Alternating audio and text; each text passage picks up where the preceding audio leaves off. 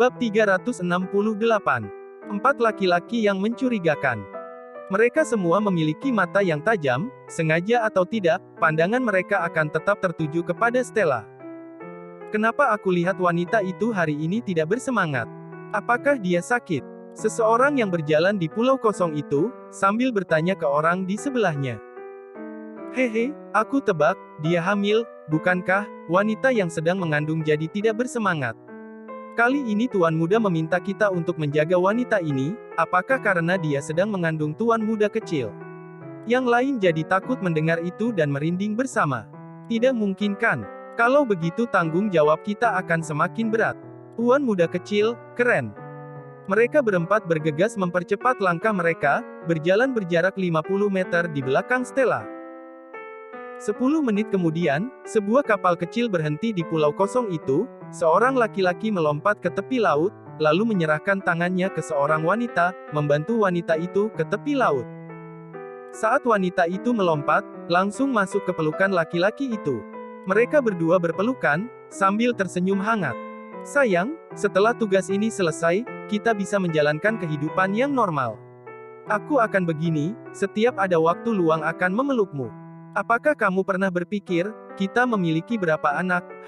Wanita itu langsung melihat laki-laki itu dengan bangga, sungguh-sungguh, kesal, aku masih belum memikirkan kita mau memiliki berapa anak. Malam itu, aku ingat kamu berkata, kamu menyukai anak kecil. Kedua orang itu walaupun sedang berbincang dengan manis, tapi tindakan mereka yang bersemangat menunjukkan aurat mereka. Wanita itu melompat ke sana kemari. Laki-laki itu membawa sebuah tas, di dalamnya berisi berbagai jenis senjata untuk membunuh. Beberapa hari ini mengikuti wanita itu, aku melihat senyumannya yang begitu polos dan naif, aku tidak tahan. Wanita itu sambil berkata lembut, sambil mengeluarkan pistol dari sepatunya. Laki-laki itu mencibit, jangan begitu, kita pembunuh, tidak bisa berempati dengan orang lain. Ah, benar juga. Wanita itu menyipitkan matanya, pandangannya menjadi galak. Target yang mereka incar, sudah jelas adalah Stella. Di hutan belantara di pulau kosong itu. Tidak ada pemukiman, tidak ada rumah, juga tidak ada jalan. Banyak rerumputan dan duri. Astaga! Stella berjongkok, wajahnya mengerut. Kakinya tertusuk benda yang tajam. Sebenarnya, tidak terlalu sakit, hanya terasa sakit untuk sesaat. Tapi, Stella merasa sangat sedih, hingga berjongkok dan menangis.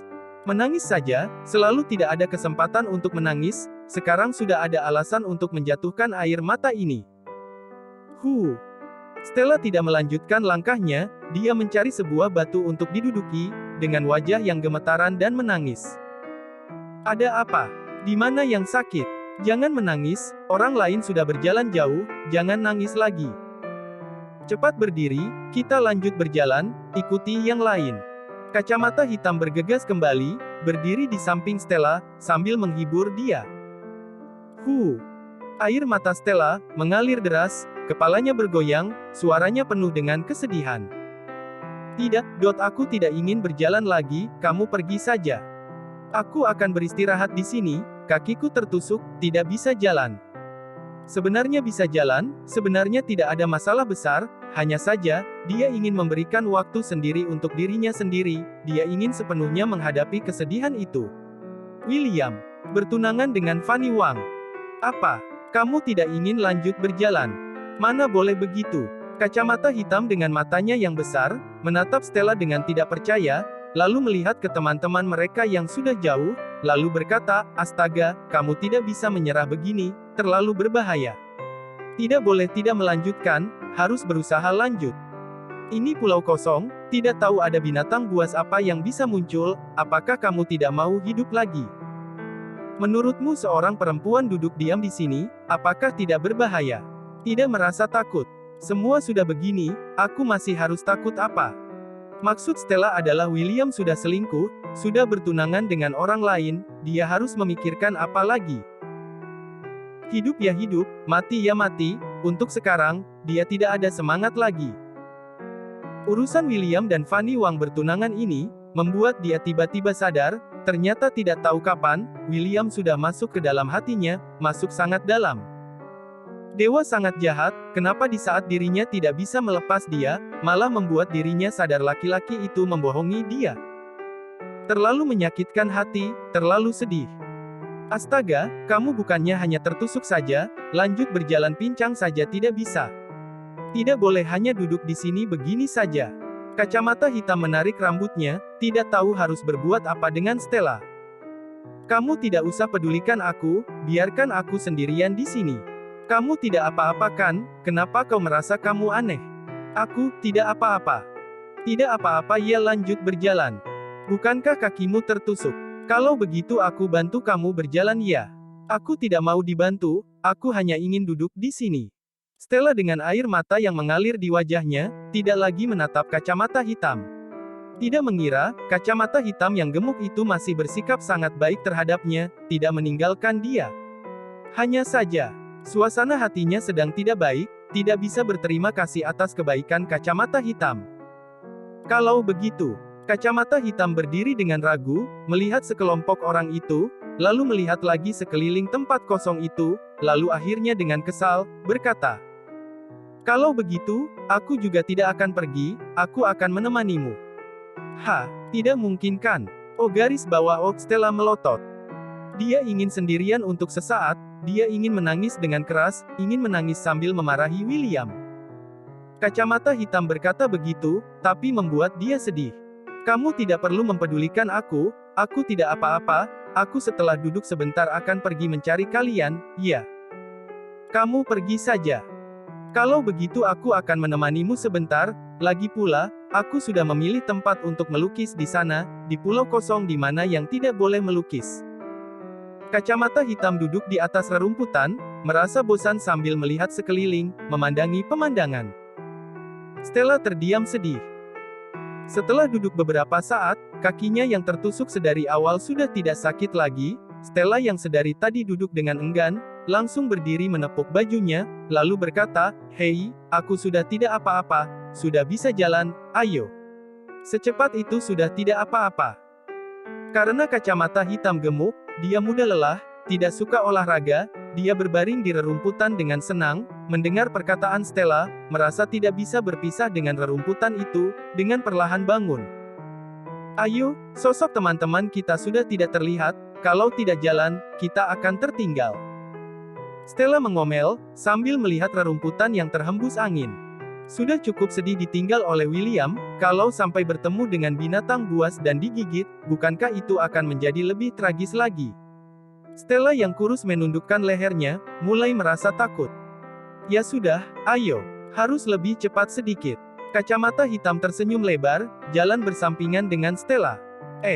Stella, apakah kamu menyadarinya? 4 laki-laki itu terus mengikuti kita. Mereka orang-orang yang mengoperasikan kapal kan?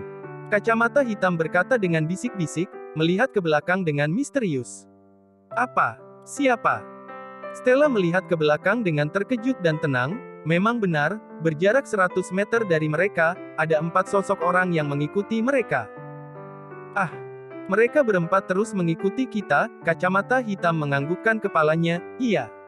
Sebenarnya barusan aku sudah menyadarinya, saat kakimu tertusuk, aku sudah sadar, keempat orang itu tidak jauh dari kita, seperti diam-diam. Sekarang kita berdua jalan, mereka juga ikut berjalan, apakah kamu tidak merasa aneh? Stella menarik napas dalam-dalam, takut hingga matanya melotot. Dia penakut, terutama hal-hal soal preman seperti ini. Kalau di jalan, bertemu dengan sekelompok preman, orang lain akan melihat keributannya, tapi Stella biasanya tipe orang yang akan lari sejauh mungkin. Dia tidak berani melihat keramaian seperti itu, dia takut akan terkena sendiri.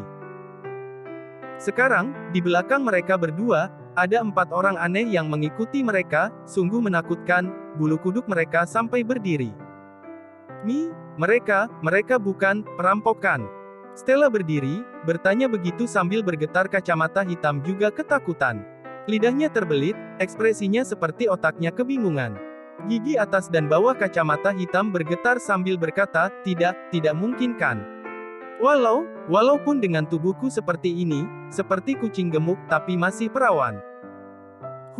Aku tidak mau digilir oleh mereka.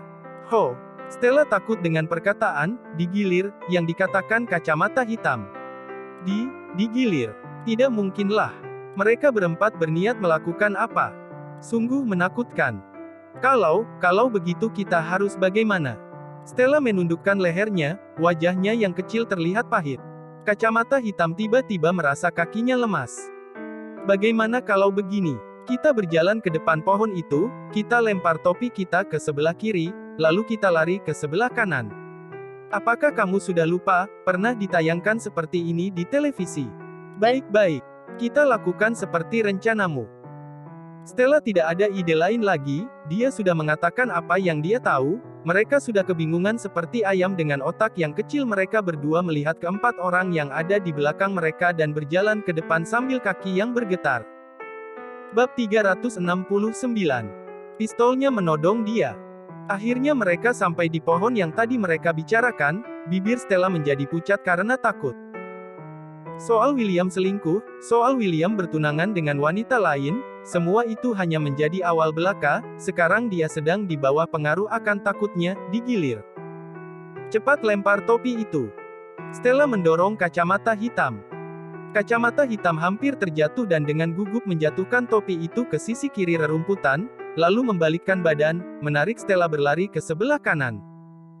Hufet-hufet. Stella seperti memiliki 10 kaki, berlari tanpa bernapas. Aku sudah tidak kuat berlari lagi. Lagi pula kacamata hitam gemuk, sangat menghabiskan tenaga untuk berlari, dia megap-megap. Tidak boleh tidak lari, bagaimana kalau keempat orang itu menangkap kita, apakah kita akan masih bisa hidup? Ayo semangat. Sekarang giliran Stella yang mendorong kacamata hitam. Sekali terpikir keempat laki-laki itu menjelajahi tubuhnya, kacamata hitam langsung merasa takut sampai kembali tenaganya. Kedua wanita itu lari hampir 2 mil, mereka merasa sangat lelah, sampai terjatuh ke rerumputan. Aku juga tidak kuat, aku juga tidak kuat berlari lagi. Istirahat. Stella melihat ke langit, ke segala sisi, dengan napasnya yang tidak teratur. Kacamata hitam dengan tubuhnya yang besar terbaring di rerumputan, merenggangkan tubuh gemuknya, seperti anjing yang sudah mati. Istirahat saja, aku rasa mereka tidak akan bisa mengejar kita. Kedua wanita itu beristirahat sebentar, lalu mereka mengangkat kepala mereka dan merenggangkan leher mereka. Hehe, memang benar mereka tidak melihat sosok keempat laki-laki itu. Yai, mereka berhasil. Akhirnya dengan pengetahuan dan keberanian mereka bisa kabur dari orang jahat. Kedua orang itu tersenyum sambil bertepuk tangan, lalu melompat bersama-sama. Seseorang dari keempat orang dari kelompok hutang lunas itu sambil merokok, sambil melihat sosok kecil yang bergoyang-goyang, sambil berkata juga, "Besok sudah boleh pulang ke Tiongkok kan? Ini hari terakhir kan?" Seseorang bertanya. Seseorang yang lain menganggukkan kepalanya dan menghembuskan asap rokok. "Iya, memang sudah waktunya pulang, beberapa hari di Islandia ini, aku merasa seperti akan mati." "Hahaha, aku tahu, kamu mendapatkan seorang wanita kan, cantik ya, kamu merindukan dia kan?" "Omong kosong. Aku kuat, tapi ada wanita cantik yang terbaring di sana, siapa yang tidak mau?" "Memangnya sepertimu?" langsung Ed, laki-laki yang dikatakan Ed itu langsung memukul, sambil tersenyum dan memarahi. "Omong kosong. Kamu yang Ed. Jangan banyak bicara. Saudara iparmu setiap hari mengeluh kakinya sakit, tidak bisa turun dari ranjang." "Hahaha, bukan karenamu itu." Keempat orang itu merasa sangat bosan dan bercanda. "Kamu jangan membuang puntung rokok sembarangan, di sini rumputnya sangat kering, kalau kebakaran bagaimana?" "Bodoh, ini pulau kosong, kalau kebakaran memangnya kenapa? Tidak ada yang takut terbakar. Kita bukan orang. Kita masih harus di sini selama sehari." Beberapa orang tiu bercanda, tiba-tiba salah satu dari mereka berkata dengan terkejut. "Hei, kalian, kemana wanita itu pergi? Kenapa tiba-tiba tidak terlihat sosoknya?" Karena Stella orang yang lambat, jadi, mereka tidak terlalu memperhatikan, sosoknya selalu ada di tatapan mereka. Tapi sekarang, kenapa sekali kedip, langsung tidak terlihat lagi? Mereka berempat sama-sama terkejut, lalu, rasa panik muncul di dalam mereka. "Cepat, lari. Semua insalahmu, membicarakan istrimu segala macam, menyusahkan." Hei, kenapa menyalahkanku? Topiknya bukan aku yang mulai. Keempat laki-laki itu dengan tubuhnya yang berotot, berlari dengan kakinya yang panjang. Sesampainya mereka di pohon itu, tidak terlihat adanya jalan yang jelas di rerumputan itu. Teman-teman Stella berbelok ke kiri, pas sekali di lantai juga ada topi seorang wanita. Tidak banyak bicara, keempat laki-laki itu belok ke kiri. Beberapa laki-laki itu berlari dengan kencang, mereka sampai berkeringat. Dalam sekejap mereka tidak menemukan Stella, mereka panik. Perempuannya bos. Perempuannya tuan muda. Astaga. Mereka mengejar sampai ke teman-temannya yang lain, tapi juga tidak bisa melihat sosok Stella. Tidak ada. Di sebelah sini juga tidak ada. Sungguh tidak ada dia. Bagaimana ini? Dia pergi kemana? Keempat laki-laki itu berkumpul, mereka semua pucat karena ketakutan. Mencari beberapa keliling, mereka sudah melihat semua teman-temannya, tapi tetap juga tidak menemukan Stella. Mereka berempat, saling menatapi satu sama lain, kehabisan napas, detak jantung mereka berdetak kencang. Pasti di tempat tadi topi terjatuh, mereka berbelok. Ayo, kita cari mereka di sana. Di sini tetap dua orang, dua lagi pergi ke sana. Stella dan kacamata hitam sadar, mereka pergi ke ujung satu lagi dari pulau kosong itu. Di sana hanya terdapat tebing-tebing, dengan bebatuan dan lautan di bawahnya. Pemandangan di sini bagus, kita melukis di sini saja. Kacamata hitam sedang mengagumi, memilih titik tinggi untuk mulai melukis. Stella berdiri di tebing itu dan melihat ke bawah, dia merasa hampir pingsan. Astaga. Di sini sangat menakutkan. Aku tidak berani melihat ke bawah, tinggi sekali, jatuh ke bawah pasti akan mati, terlalu menakutkan. Mengerikan. Stella menepuk dadanya dan bernapas. Kacamata hitam tersenyum lebar. Siapa suruh kamu berlari sejauh ini? Kamu kemari, duduk bersama denganku, kita melukis pemandangan di sini saja. Sangat indah. Membelakangi tebing, menghadap ke pulau kosong itu, dengan langit biru di atasnya, di bawahnya gunung yang tidak terlalu tinggi, dengan rerumputan yang tumbuh dan juga pepohonan, langit yang biru terhubung dengan lautan. Pemandangannya, sungguh indah. Stella duduk di sebelah kacamata hitam, menjulurkan tangan merangkul leher kacamata hitam, bersandar ke wajah kecilnya dan di pundaknya. Sangat bagus duduk seperti ini, dengan tenang, tidak ada yang perlu dipikirkan, sangat baik. Tidak memikirkan William, tidak memikirkan apapun yang berhubungan dengan dia. Stella tiba-tiba berpikir, menjadi seorang polisi hutan lumayan juga, setiap hari hidup sendirian di tempat liar dan kosong ini. Hus. Kacamata hitam tertawa terbahak-bahak. Kamu mengira kamu pemeran utama wanita dalam sinetron. Di kehidupan sekarang, mana ada tempat yang liar? Semuanya sudah modern kan? Bagaimana kalau kamu jadi biarawati? Aku dengar biarawati menghasilkan banyak uang. Biarawati. Kamu yang jadi biarawati saja sana. Sial. Stella terdiam untuk sesaat, lalu mencubit kuping kacamata hitam. Mereka berdua terjatuh ke rerumputan, tertawa bersama, merasa sangat senang. Suamiku, lihat orang seperti itu, walaupun ada bahaya, tapi tidak menyadarinya. Orang seperti ini di dunia, pasti tidak akan hidup lama. Wanita itu mengangkat alisnya, mencibir, dan melihat laki-laki yang ada di sebelahnya. Laki-laki itu menyipitkan matanya, melihat kedua wanita itu yang sedang bersenang-senang berjarak 10 meter dari mereka, dan berkata, kamu barusan bukannya merasa senyumnya sangat manis? Iya, manis si manis, membuat orang berpikir dia sangat polos, tidak pernah tercemar kegelapan. Tapi, aku bukannya iri akan kepolosannya. Untuk apa kita ingin mendapatkan kehidupan yang tenang harus berusaha keras, begitu sulit. Laki-laki itu menghela napas, membalikkan badan, lalu dengan tangannya mengelus lembut rambut istrinya, lalu menasihati dia, sebentar lagi, hari-hari di mana hidup kita tenang akan segera tiba. Wanita itu menganggukkan kepalanya, lalu berkata, nantinya, kamu saja yang melakukannya, aku merasa aku tidak bisa. Laki-laki itu menghela napas, baiklah kalau begitu, aku saja. Pak. Tiba-tiba, ada suara tepukan. Tepuk tangan. Stella dan kacamata hitam yang sedang terbaring di rerumputan diam terkejut, mereka diam bersamaan, lalu melihat ke arah asal suaranya. Ho! Kedua orang itu ketakutan sampai kaku. Mereka semua terkejut.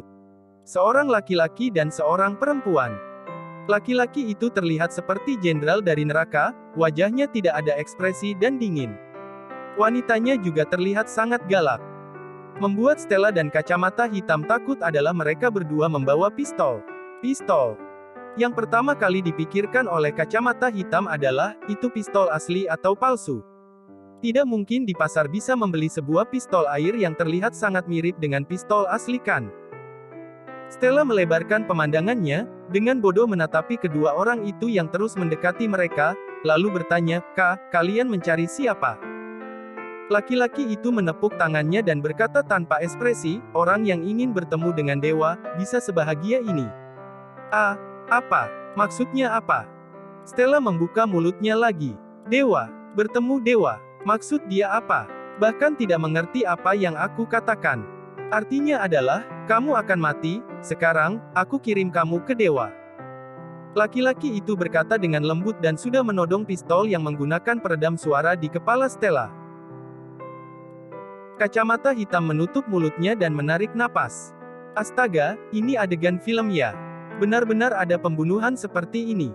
Stella terkejut sekali, napasnya menjadi cepat, lalu berkata, kenapa? Apakah kamu ingin tahu kenapa kamu harus mati sebelum kamu mati? Baiklah, aku beritahu kamu, karena kamu membuat seseorang tidak senang, jadi orang itu ingin membunuhmu. Begitu saja. Mengerti? Laki-laki itu mencibir, membunuh wanita muda cantik seperti ini, dia bisa lakukan dengan santai, sesederhana mencabut rerumputan dari tanah. Bab 370. Terjatuh dari tebing. Laki-laki itu mengira Stella, wanita yang polos ini pasti akan menangis, tapi tidak dia kira, Stella tiba-tiba seperti tersadar sesuatu, menganggukkan kepalanya, dan berkata seperti mengerti. Aku mengerti. Pasti William yang menyuruh mereka untuk membunuh dia. Dia dan Fanny Wang sudah bertunangan, jadi mulai tidak menyukai dia kan? William, kamu memang jahat sekali. Tapi, kenapa aku masih tidak bisa membenci dia? Di hatinya hanya terasa penuh dengan rasa sakit. Ingin menembak pecah kepalaku ya? Stella bertanya dengan kaku. Laki-laki itu terkejut. Tidak ada orang yang saat berhadapan dengan pembunuhnya dan bertanya pertanyaan seperti itu. Laki-laki itu menganggukkan kepalanya, tentu saja, seperti itu fatal, tidak mungkin akan ada harapan untuk tetap hidup. Baiklah, aku akan membalikkan badan, tembak dari belakang kepalaku, kalau begitu wajahku tidak akan terlihat jelek. Stella menggerakkan bibirnya, air matanya mengalir jatuh, dan sambil dengan kaku membalikkan badannya. Laki-laki itu terkejut lagi. Apa yang membuat wanita ini begitu putus asa, dia hingga bisa berbuat seperti ini, tanpa melawan sedikit pun. Sebenarnya Stella juga tidak setenang yang mereka lihat, dia sangat ketakutan hingga kencing sedikit. Tapi lubang hitam pistol itu, mau dipikir bagaimanapun, dia berpikir, dia bagaimanapun, juga tidak bisa lebih cepat dari peluru, jadi apa gunanya melawan? Kacamata hitam mengedipkan matanya, tiba-tiba mengangkat sekepal rumput kering, dan berteriak, kamu melakukan apa, Stella, cepat lari. Wajah laki-laki itu tertutup rumput kering itu, langsung berusaha menyingkirkannya dengan tangan. Wanita yang sedari awal berdiri di samping jarang sekali melihat suaminya dipermalukan seperti itu, dia hampir saja tertawa. Tidak berani menunggu lama lagi, wanita itu langsung mengangkat pistolnya, dan menembak ke arah Stella. Bang! Setelah suara tembakan itu, Stella, yang sudah berusaha lari, tersandung, dan terjatuh ke tebing. Ah Stella! Stella! Kacamata hitam yang berdiri 10 meter dari dia berteriak. Wanita itu menodong pistolnya ke arah kacamata hitam melihat itu dan langsung terkejut, bang. Tembakan itu melewati di depan kacamata hitam. Shit, wanita ini sungguh licik. Laki-laki itu berhasil menyingkirkan rumput keringnya, mulai marah-marah, sambil memegang pistolnya dan mencari mangsanya dengan galak. Wanita itu langsung berkata, tidak apa-apa, aku sudah mengenai targetnya, dia terjatuh dari tebing, pasti mati. Sekarang hanya tersisa satu saksi, bunuh wanita itu juga. Tidak boleh meninggalkan saksi. Mereka berdua mengejar kacamata hitam. Kacamata hitam berlari panik, sampai berguling jatuh, berguling seperti bola kulit sejauh 10 meter, lalu bangun dan berlari lagi. Sembari berlari, telinganya mendengar suara tembakan peluru, membuat dia ketakutan sampai berkeringat dingin. Tiba-tiba, di depannya bertemu dengan kedua laki-laki itu, kacamata hitam berlari sampai dehidrasi, dia bergegas ke arah mereka, dan berteriak, "Tolong! Tolong! Di belakang ada pembunuh! Ada pembunuhan! Mohon selamatkan aku!" Dua orang kelompok hutang lunas saat mendengar itu, wajahnya langsung pucat. Mereka langsung mengeluarkan pistol mereka, lalu berlari maju. Setelah berlari beberapa langkah, mereka bertemu dengan pembunuh. Laki-laki itu. Di belakangnya ada wanita yang berlari ke arah mereka juga, pembunuh laki-laki itu langsung berteriak, "Sembunyi! Ada musuh di sini!" Saat suaranya menghilang, sebuah peluru tertembak ke arah dada wanita itu, saat terkena, dia terjatuh dan menutupi dadanya, darah langsung mengalir keluar, pandangannya kosong, dia berusaha jalan menuju suaminya dan terjatuh ke pelukannya. "Sayangku, kamu terkena tembakan. Kamu tidak apa-apa. Tidak apa-apa, aku akan mengeluarkan pelurunya, kamu tidak apa-apa, kamu tidak akan mati." Wanita itu tersenyum pahit, saat dia tersenyum, keluar darah dari pojok mulutnya, dia menggelengkan kepalanya, Aku akan menemani wanita itu mati, pelurunya mengenai jantungku, kamu jangan pedulikan aku, cepat pergi. Kelompok hutang lunas sudah. Mata laki-laki itu memerah, air mata mengalir keluar dari matanya, tidak, aku tidak akan meninggalkanmu, kita sudah membicarakannya, setelah pekerjaan ini selesai, kita akan hidup normal, kenapa kamu meninggalkanku lebih dulu? Aku tidak memperbolehkan kamu mati. Kamu tidak boleh mati. Wanita itu masih tersenyum, tapi, air matanya mengalir deras, sebenarnya, saat datang. Sudah mengira, pekerjaan. Kali ini. Hidup ini, kita sudah berhutang banyak, yang penting, kamu cepat pergi. Wanita itu menatap laki-laki dengan mata sedihnya dan dengan napas terakhirnya. Sebenarnya aku sudah tahu dari awal ini tidak akan berakhir baik, tapi masih untuk bisa bertemu denganmu, hidupku ini sudah sepantasnya, kamu pergi. Tidak, aku ingin bersamamu. Laki-laki itu belum selesai berbicara, wanita itu tubuhnya sudah lemas, kepalanya terjatuh, napasnya berhenti. Laki-laki itu menggertakkan giginya dan air matanya mengalir keluar. Kedua orang dari kelompok hutang lunas itu berlari menghampiri dan menembaki dia. Laki-laki itu akhirnya melepaskan wanita itu, membalikkan badan, dan kabur melalui semak-semak. Pembunuhnya sudah kabur, wanita bos tidak bisa ditemukan, kedua orang dari kelompok hutang lunas itu menjadi panik. Katakan, Stella ada di mana?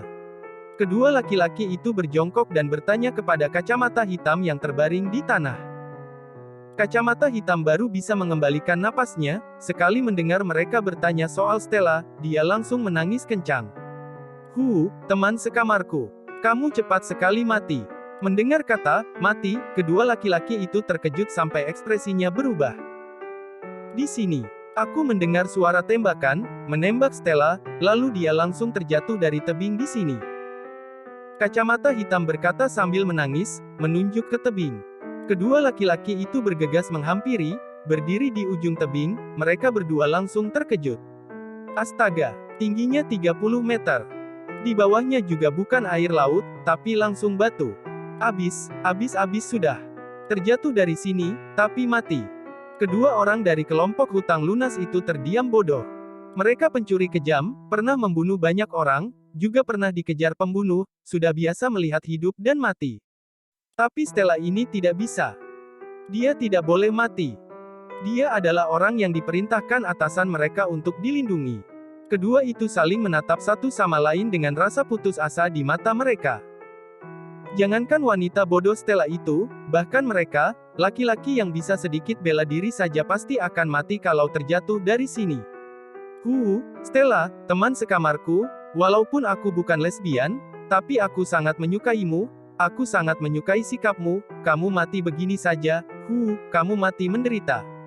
Kacamata hitam duduk di rerumputan di samping tebing, sambil menangis. Angin laut berhembus kencang dan dingin, membuat orang yang terhembus menjadi menggigil. Suara siulan angin, seperti sedang menangis. Dilihat dari jauh, kacamata hitam dan kedua laki-laki itu terdiam di tebing itu, seperti tiga batu yang sedang bersedih. William sedang terbaring di kursi berjemur, mengenakan kacamata hitam, dan kaki kirinya yang panjang menimpa kaki kirinya, terlihat cerdas dan tampan. Dia sedang sibuk dengan komputernya, bekerja menjelajahi internet. Dia sedang ada di villa pantainya, tempat berlibur dia dan Fanny Wang setelah bertunangan. Fanny Wang selesai mencuci buah, menghampiri dia dengan santai, lalu meletakkannya di meja teh, dan melihat ke arah William. Dia sungguh tampan. Postur tubuhnya itu, masih terlihat sangat indah.